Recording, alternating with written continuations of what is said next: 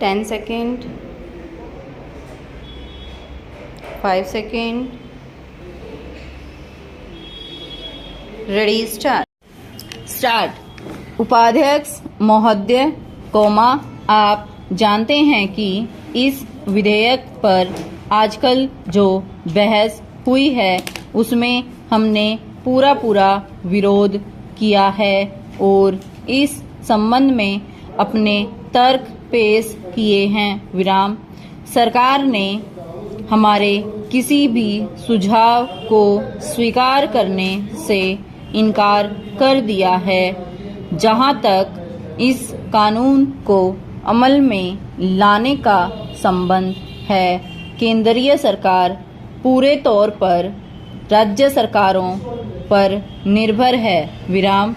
मंत्री महोदय ने कहा है कि कई सूबों ने इस बारे में सहयोग देने का आश्वासन दिया है।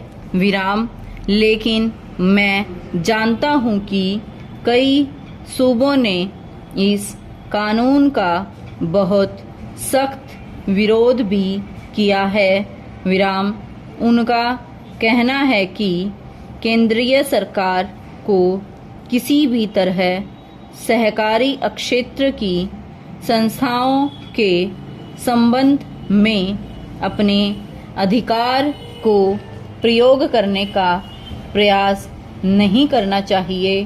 पहला, इस सुझाव को पेश करने में मेरा खास मकसद यह है कि अगर सरकार ने इस विधेयक को अमल में लाना ही है तो फिर यह विधेयक सारे देश में एक साथ अमल में आए और यह तमाम सहकारी बैंकों या सहकारी संस्थाओं पर एक साथ लागू हो, वरना जिस सूबे की सरकार यह मान लेती है कि इस विधेयक को वहां पर अमल में लाया जाए, वहां की सहकारी बैंकों को प्रीमियम देना पड़ेगा।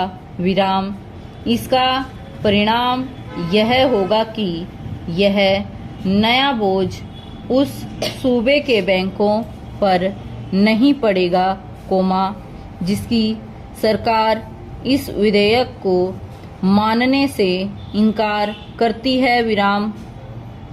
मेरे इस सुझाव को स्वीकार करने का यह भी लाभ होगा कि अगर केंद्रीय सरकार यह चाहती है कि इस कानून को किसी भी हालत में अमल में लाना चाहिए और सहकारी बैंकों में पैसा रखने वाले लोगों को तत्काल कानून का संरक्षण देना चाहिए, तो उस पर भी यह बंधन रहेगा कि चूंकि उसने इस विधेयक को 1 साल में अमल में लाना है, इसलिए यह जल्दबाजी करके इस विधेयक को पूरे देश का एक साथ अमल में ला पाएगी।